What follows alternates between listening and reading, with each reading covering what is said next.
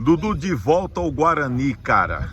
E aí, como é que tá a cabeça, o foco nesse leão do mercado? Boa tarde, Tony.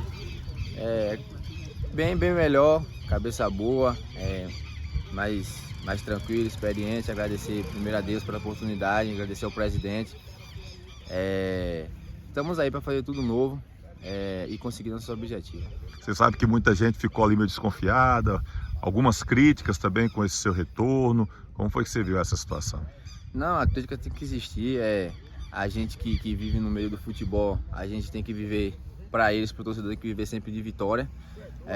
Eles nunca vão saber o que passa sem ser o futebol. Sempre por trás do futebol tem muitas coisas que acontecem, mas eles não sabem do que aconteceu, do que vai acontecer. Só sabe a gente estar dentro de campo ali. Então é levantar a cabeça e fazer um grande campeonato esse ano.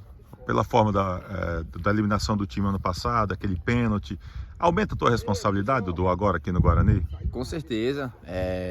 Eu vim para isso, para cumprir, né, esse feito que foi feito ano passado. Fiquei com a consciência pesada, não fiquei muito tempo mal, viajei para viajar no outro clube, não consegui render o esperado que eles estavam esperando lá.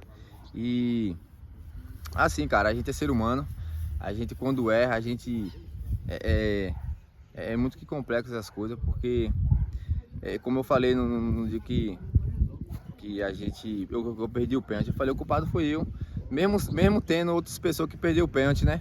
Mas eu falei, eu só me bati no peito, o culpado foi eu, e volto a dizer de novo, venham pra cá com a energia renovada, com a consciência mais tranquila, com mais experiência, e eu tenho fé em Deus que esse ano vamos conseguir nosso objetivo. Ou seja, é um novo momento para o Dudu. Com certeza, um novo momento, e creio que não seja só para mim, para o Guarani também, para todos aqui. Que Deus ponha a mão aqui em cima do projeto novamente, e eu tenho certeza que vai tudo certo.